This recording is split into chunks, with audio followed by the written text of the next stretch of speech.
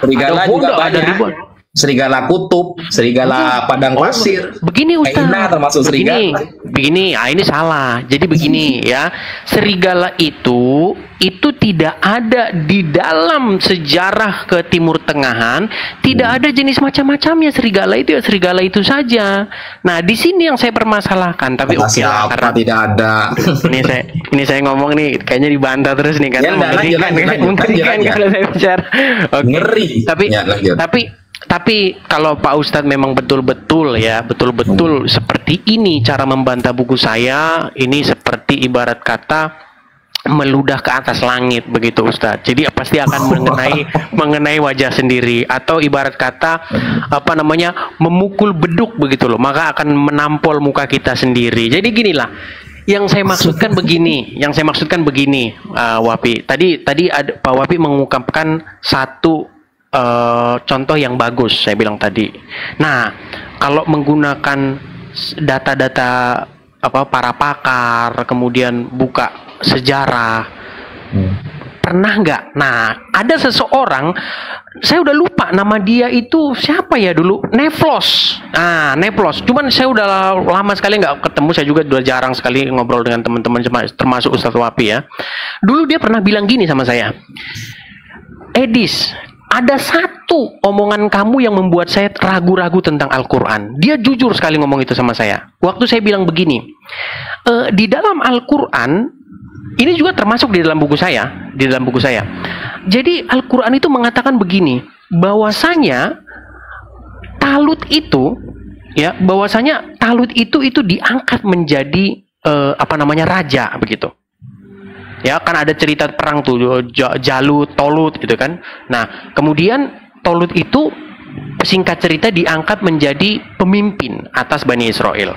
Nah, kalau kita berbicara secara sejarah, maka tidak pernah ada, atau ini bukan sesuatu yang identik, sesuatu yang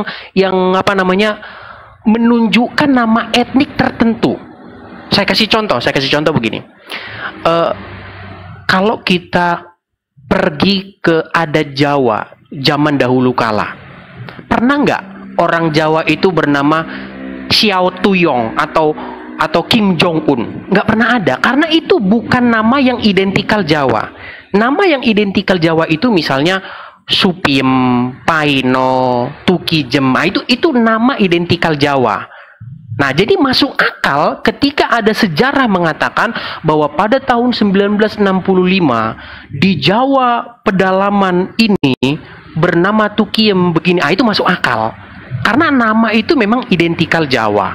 Nah, kalau kita baca Al-Quran dikatakan bahwa raja itu bernama Tolut. Nah, kalau kita belajar sejarah Yahudi secara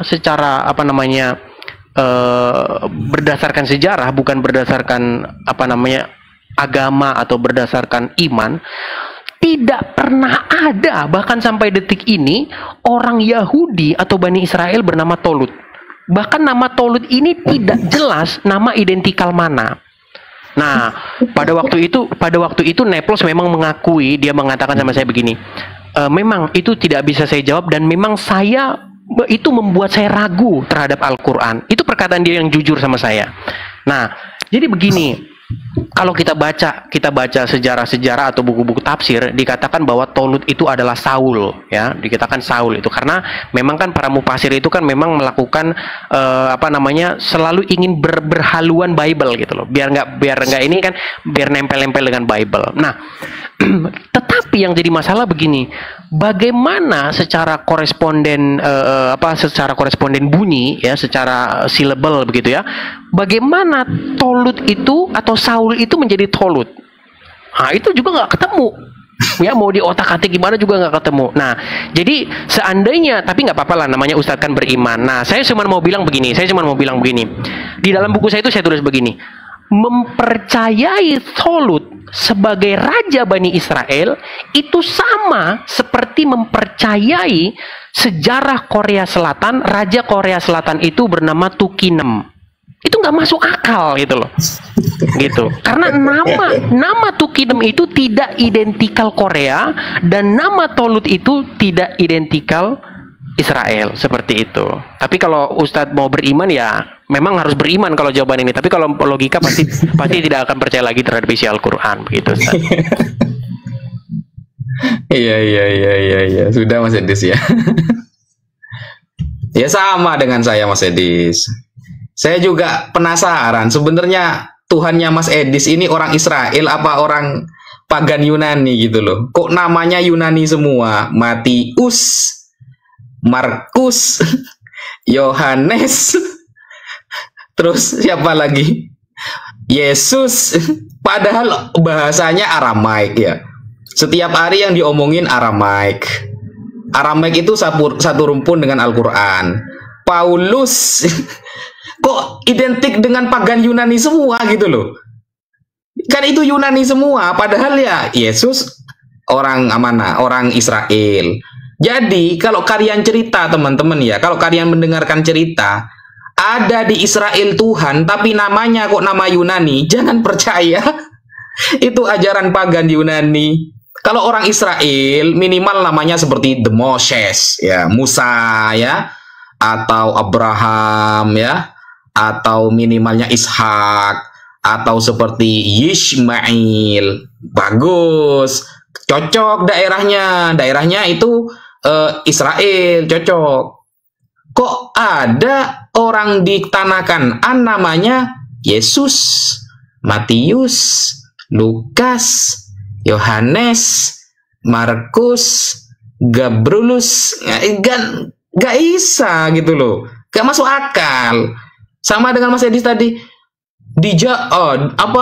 Presiden Korea Selatan namanya Tukiem.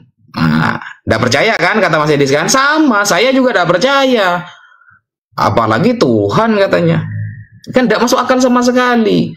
Murid-muridnya Yunani semua. Kok bisa gitu loh? Mana Aramaik-Aramaiknya ini kok hilang gitu? Kok malah us-us semua? Gitu Mas Edis. Sebenarnya kalau cuma dibalik-balik gitu bisa Mas Edis. Bisa banget gitu loh. Gampang, dibalik-balik gitu itu segampang. Apalagi Mas Edis, ayo saya balik juga nanti. Apakah Bible ini berarti adalah kitab dari pagan Yunani, mau menfotokopi pagan Yunani tapi gagal? Kalau Mas Edis mengatakan Al-Quran mau menjiplak Bible, maka saya katakan Bible menjiplak pagan Yunani tapi gagal. Akhirnya ketahuan dari nama-namanya ya, pagan Yunani, dari ajarannya pagan Yunani, dari cara penyembahannya pagan Yunani, itu mirip semua. Gitu. Tunggu dulu. Saya kalau ngomong jangan dipotong dulu. Ngeri memang kalau saya ngomong ini, ngeri. Kalau saya ngomong, tunggu dulu gitu loh. Itu baru nama-nama, belum ke ajarannya Mas Edis. Ajaran siapa? Dewa Molok, ya, harus ditebus dengan darahnya orang, baru dosanya terampuni. Ikan ngeri kan? Ajarannya, nama-namanya mirip semua dengan dewa-dewa Yunani gitu loh. Lanjut, jawab Mas Edis. Terima kasih tanggapannya, walaupun jawaban atau apa yang dilakukan Wapi itu ibarat seperti orang yang tenggelam yang mengharapkan pertolongan dari batang jerami yang mengapung. Jadi begini Ustadz Wapi, kalau Ustadz Wapi mengatakan kenapa kok namanya bisa seperti Yunani semua, nah kita bisa melakukan trace back, kita bisa melakukan pelacakan ke belakang sampai ketemu. Saya kasih contoh misalnya, kenapa kok Yesus. Nah, ternyata ada, bisa kita cari latar belakangnya. Oh, ternyata Aramaiknya atau Ibraninya Yeshua. Oh, dapat. Loh, kenapa kok oh, kita lacak bisa. Oh, ternyata Ibraninya Matatyahu. Kenapa kok Yohanes? Oh, ternyata Ibraninya Yohanan. Dapat semua kan? Begitu juga di dalam Al-Quran, ada juga di dalam Al-Quran yang beda. Contoh misalnya Musa, kalau dalam bahasa Ibrani kan bukan Musa tetapi Moshe, ya kan? Kemudian Ishak, ya kan? Kemudian Ismail, kan di dalam Bible bukan Ismail tetapi Yismael, ya kan? Jadi ada silabelnya masih ketemu gitu loh. Artinya bunyi masih dapat gitu.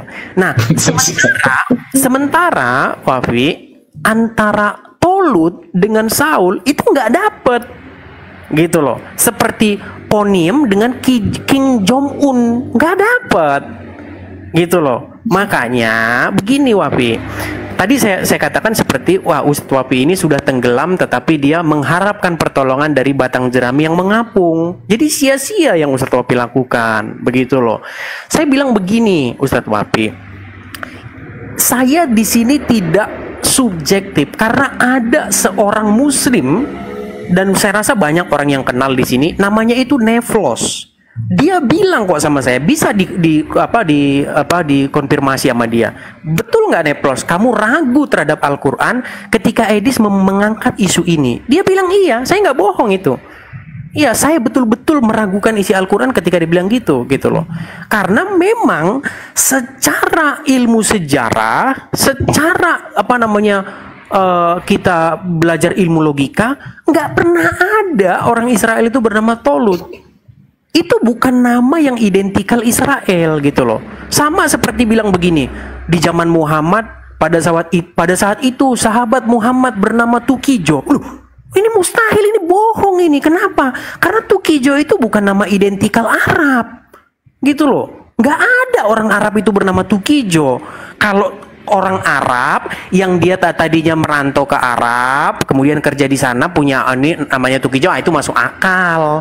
Tapi kalau di zaman Muhammad nggak ada, mustahil itu. Dan itu Wafi pun akan mengiyakan, semua orang-orang yang berilmu akan mengiyakan bahwasanya tidak pernah ada Tukijo, nama seorang Arab bernama Tukijo.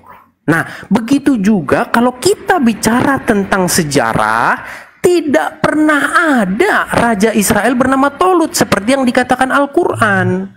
Begitu loh. Maka saya katakan, maka umat muslim harus membutuhkan iman untuk mempertahankan Al-Quran itu. Tapi kalau menggunakan logika, menggunakan akal sehat, pastilah Al-Quran itu tidak bisa dipercaya. Karena Al-Quran mengatakan bahwa ada raja Israel bernama Tolut. Seperti itu Ustadz. Gitu loh, saya pengen fokus aja gitu loh, jangan kemana-mana. Seandainya kalau Pak Ustadz ingin melakukan pelacakan balik, coba Tolut itu nama Israelnya apa, dan itu silabelnya harus sama gitu loh, seperti Musa dengan Moshe masih ketemu, Taurat dengan Torah masih ketemu, Yesus dengan Yeshua, Yohanes dengan Yohanan kan masih ketemu gitu loh, bunyinya itu masih dapet gitu loh. Silakan.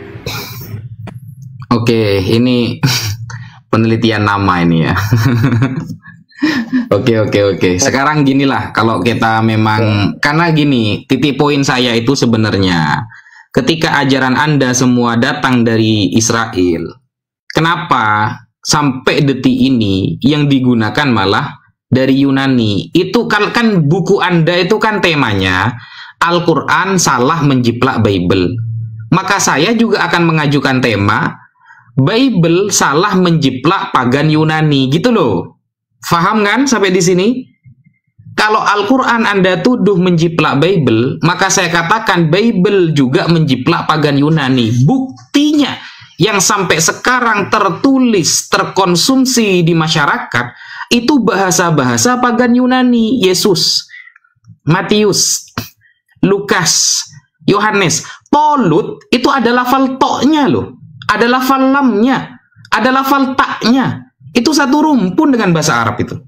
Satu rumpun itu dengan bahasa Arab. Bahasa Arab Aramaik, contoh Arab akhun, ya, akhun. Kalau dalam bahasa Ibrani di bahasa Arab ukhtun, dalam bahasa Ibrani akhot. Satu rumpun. Alif, dalet, kan seperti itu di Ibrani. Alif, ba, ta, dal, ada dal di dalam bahasa Arab. Tolut ada to, lam, ta. Itu satu rumpun. Jadi ada istilahnya itu, kalau Arab ada Aramaik, kemudian ada Ibrani. Nah, dari Aramaik ke Yunani itu mana? Ya, dari Aramaik ke Yunani ini jalurnya kemana? Dari agama langit lalu menjadi agama pagan. pagan Yunani, semuanya Yunani. Korintus, Paulus, Saulus, Matius. Kalau kita mau cari nama yang tidak ada akar katanya, contoh yang biasanya disebut dengan nubuatan oleh orang-orang Kristen, akan lahirlah dan diberikan nama Immanuel. Akan diberikan nama Immanuel, yang lahir Yesus. Kan tidak masuk akal. Itu tertulis akan lahir dengan nama Immanuel, tapi yang lahir Yesus. Oh, kan Immanuel artinya Tuhan bersama kami. Loh, Yesus gak bersama Tuhan. Buktinya Yesus lari dikejar hansip Romawi. Yesus berteriak ketika disalib, Eloi, Eloi, lema sabachthani. Ilahi lima taroktani. Tuhan, kenapa engkau meninggalkan aku? Dia tidak bersama Tuhan. Cuma asumsi orang Kristen saja yang di dalam dirinya ada Tuhan, padahal ya enggak juga. Buktinya dia butuh pertolongan malaikat, dia berteriak-teriak ditinggalkan Tuhan, dan lain sebagainya. Antara Immanuel dengan Yesus sih enggak sama, jelas jauh. Yang akan lahir Immanuel kok malah ditafsiri Yesus. Dan banyak sebenarnya yang kayak gitu, Mas Edis. Yang enggak sama kayak gitu banyak. Contoh Yesaya. Yesaya ketika menceritakan tentang nubuatan Raja Hizkia, tertulis di sana Kiyelet Yulat Lanu, bahwa telah lahir anak, telah lahir di zaman Yesaya. Yesaya dengan Yesus jaraknya sekitar 7 abad ya. Lalu ditafsiri Yesus. Padahal kalau kita cari pendapat orang Yahudi yang mengatakan itu adalah Yesus, tidak ada, dibuat-buat sendiri. Berarti sebenarnya pemahaman Kristen ini separuh mengemis-ngemis kepada Yahudi, separuhnya mengemis-ngemis kepada pagan Yunani.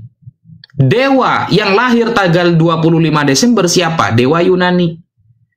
Dewa yang harus dibunuh dulu lalu bisa mengampuni dosa siapa? Dewa Molok. Kemudian dewa yang kemudian lahir dari dari rahim seorang bunda pada 25 Desember kemudian dirayakan, itu dewa mana? Dewa Yunani juga. Ada tiga atau 2 itu dewa Yunani itu. Semuanya seperti itu. Makanya kita fokus, Mas Edis. Kalau Mas Edis mengatakan Al-Quran itu menjiplak Bible, maka Bible itu bukan hanya menjiplak, tapi menfotokopi 2 agama. Satu Yahudi, tapi itu pun agama Yahudi ini sudah diorek-orek sama Kristen. Kita tanyakan, orang Yahudi mana yang percaya nubuatan Yesus dalam Yesaya? Gak ada. Yang ada Yahudi meludahi orang Kristen, ya. Giliran nanti Yahudi itu gak terima, Mas Edis akan mengatakan, oh itu Yahudi KW. Yahudi KW, kan begitu, Mas Edis? Nah, jadi Kristen ini menggunakan 2 kaki, teman-teman. Kaki pertama, tanpa ada perjanjian lama, maka Kristen tidak akan pernah ada. Tidak akan pernah ada agama Kristen kalau nggak ada orang Yahudi. Karena mereka harus berkaki kepada kitab Yahudi untuk menyelamatkan Tuhan mereka. Tanpa kitab Yahudi, mereka tidak punya Tuhan. Makanya harus tetap nih, harus jadi kitab suci nih, kitab Yahudi. Yang kedua, pagan Yunani. Padahal Yesus dari Israel, murid-muridnya ya jadi sana, tapi nama-namanya menjadi pagan Yunani semua. Ajarannya dilapisi pagan Yunani semua. Jadi, ya wajar. Kalau Mas Edis mengatakan Al-Quran jiplak Bible, wajar. Saya wajar, Mas Edis. Al-Quran jiplak Bible, tapi salah paham, wajar. Kenapa? Karena Bible sudah mengajari Anda untuk menjiplak 2 agama, pagan Yunani dengan Yahudi. Sehingga istilah jiplak-jiplak itu akan Anda narasikan kepada agama lain, gitu loh. Itu Mas Edis, lanjut. Terima kasih atas tanggapannya. Lagi-lagi walaupun tanggapannya kesana kian kemari ya, tidak fokus kepada tema. Padahal tadi kan Bapak Ustadz Wapi bertanya kepada saya, wahai gerangan Edis, buku apakah yang akan segera terbit? Saya katakan, buku saya ini berjudul Bagaimana Kita Mengetahui Bahwasanya Al-Quran itu Menjiplak Bible Secara Keliru. Tadi kan sudah saya kasih bahan-bahannya. Nah, di dalam Al-Quran ada materi-materi yang kebetulan itu sudah ada di dalam Bible. Saya kasih contoh misalnya Yusuf, ya kan? Yusuf dibuang ke sumur, Yusuf dibawa ke Mesir, ada di dalam Bible. Nah, kok Quran menceritakan kisah yang sama? Nah, lalu apakah benar-benar sama? Nah, setelah kita teliti, ternyata ada bedanya Ustadz. Itu tadi bedanya, tapi Ustadz tadi tidak menyentuhnya, malah beribut masalah. Oh, sudah saya jawab kok, ngawur. Ini dipotong kayaknya berbahaya. Ngeri nih. Oh, sudah saya jawab kok. Kalau saya ngomong berbahaya ini. Nah, terus Ustadz lari ke tema lain kan. Saya bilang, Ustadz, di dalam Al-Quran ada cerita nih tentang orang yang meminum air. Bagaimana mereka meminum air itu caranya bagaimana. Nah, kebetulan itu ada juga di dalam Bible. Bagaimana kisah Gideon yang dia menguji para pengikutnya dengan meminum air di sungai. Nah, nanti siapa yang meminumnya secara mulutnya menyentuh ke air, dan lalu ada orang juga yang meminum dengan cara menciduk air dengan tangannya, memasukkan ke mulutnya. Nah, itu ada. Nah, kebetulan itu ada juga di dalam Al-Quran. Walaupun Al-Quran mengatakan cerita itu adalah cerita Goliat, cerita Jalut. Nah, kalau Jalut dengan Goliat kan masih ketemu. Jalut, kemudian Goliat. Nah, masih ketemu dia. Mana ada Goliat sama Jalut. Nah, ini oke, begini Ustadz. Kalau Pak Ustadz membaca buku-buku tafsir, Jalut itu identik dengan Goliat. Jadi tolong Ustadz membaca lagi buku tafsirnya supaya nanti Ustadz tidak mempermalukan diri sendiri. Nah, kemudian Tolut ini yang jadi masalah. Tolut ini walaupun di buku-buku tafsir dikatakan itu adalah Saul, ya, tapi bagaimana si labelnya nggak ketemu gitu loh. Ejaannya nggak ketemu. Tolut, Saul nggak ketemu. Tapi kalau Ibrahim, Abraham ketemu. Ishak ketemu, ya kan? Jack ya, Jacob ya. Yakub ketemu, Yakov ketemu, gitu loh kan. Yeshua, kemudian Yesus ketemu, ya. Immanuel sama Yesus ketemu. Immanuel itu title. Tapi gini Ustaz, saya nggak mau melebar gini. Giliran itu title ya. Jadi gini Ustaz, yang mau saya bahas begini. Tolong, saya sebenarnya mengharapkan ada umat Muslim yang bisa langsung ke materi yang saya ungkapkan di buku saya tersebut, Ustadz. Kita tidak membahas mengenai ini informasi dari siapa, nanti debat kusir lagi gitu loh. Kita langsung ke materinya aja begitu. Nah, kemudian begini Ustadz, yang saya katakan begini. Kalau kita berbicara mengenai fakta, saya mau tanya dengan Ustadz. Ustadz sepakat nggak bahwa banyak sekali isi Al-Quran itu yang isinya ada di dalam Bible? Sepakat nggak? Isinya dalam Bible. Gini, banyak sekali materi atau konten di dalam Al-Quran itu yang sebenarnya sudah pernah ada di dalam Bible. Saya kasih contoh misalnya, kisah datangnya seorang malaikat kepada Maryam. Ada di dalam Bible. Iya, paham. Iya, tapi ceritanya berbeda gitu. Nah, berbeda itu ketika kita teliti secara detail. Kalau kita baca secara angin lewat gitu sama. Nah, inilah yang luput dilakukan orang-orang. Nah, buku saya itu terbit mengenai itu begitu loh. Ketika itu saya kupas secara detail, ada perbedaan-perbedaannya. Nah, kalau itu Mas Edis, segi itu loh maksudnya. Penamaan dulu lah ya. Bible itu kan identik dengan nama-nama yang bukan Aramaik ya. Nama Aramaiknya kitab Mas Edis itu apa? Nama Aramaiknya, kitab sucinya Mas Edis apa? Oke, Bible itu bukan nama. Bible itu kalau bahasa Indonesianya itu saya nanya nama Aramaiknya. Nama Aramaik kitab Mas Edis sejak di zaman muridnya Yesus. Itu namanya apa? Kan Bible itu bukan Aramaik, Alkitab bukan Aramaik. Nama Aramaiknya apa? Kan Yesus kan bahasa Aramaik gitu loh. Begini Ustadz, begini. Pertama pertanyaannya itu salah. Nama Aramaik bukan begitu. Gimana? Orang menyebutnya itu dengan Pesita, seperti itu. Pesita itu bahasa Ibrani, bahasa Aramaiknya. Ginilah, Perjanjian Baru. Perjanjian Baru itu dulu di zaman Yesus apa namanya? Dulu nggak ada buku itu kebelakangan munculnya begitu. Oh, muncul belakangan. Oh, begitu. Nah, itu juga Berapa sebenarnya. abad setelah Yesus kira-kira kok bisa bernama bukan Aramek gitu loh? Jadi begini Ustadz, ini jadi agak melebar walaupun saya sebenarnya agak sedikit Enggak, malas kita kalau- dari nama dulu. Nama bukunya Mas Edis kan identik dengan Yunani semua. Itu munculnya kapan kok nggak ada identik Aramek-Arameknya gitu loh? Nah, itu yang mau saya tanggapi. Tadi kan Ya. Ustadz kan mengenai kenapa kok itu Yesus kok Aram, bahasa Aram, hidupnya di Israel kok diberitakan dengan bahasa Yunani. Itu sama dengan begini. Sama dengan orang yang tidak percaya dengan begini. Suatu kali orang pergi ke Jawa, entah ke Malang atau ke Surabaya, dia lihat di jalan itu ada tulisan tapi Latin, ABCD. Misalnya ditulis begini, Jalan Winongko, begitu misalnya ya. Ya kan? Terus tapi tulisannya Latin, ABCD. Terus dia bilang begini, ini bohong ini. Kenapa? Karena kalau Jawa tulisannya pasti Hana Caraka. Ini kalau Iya, enggak, Mas Edis kan gini, Mas Oh, Edis. ini mengerikan nih Enggak, kayak saya kalau ngomong maksudnya ini. dia agak panjang-panjang Mas Edis. Tadi kan Mas Edis punya narasi begini loh. Kalau ada orang Korea bernama Tukiem, maka kita gak akan percaya. Nah, kitab Mas Edis itu disampaikan oleh orang Israel yang menerima orang Israel. Yesus ya tidak pernah keliling-keliling di luar Israel.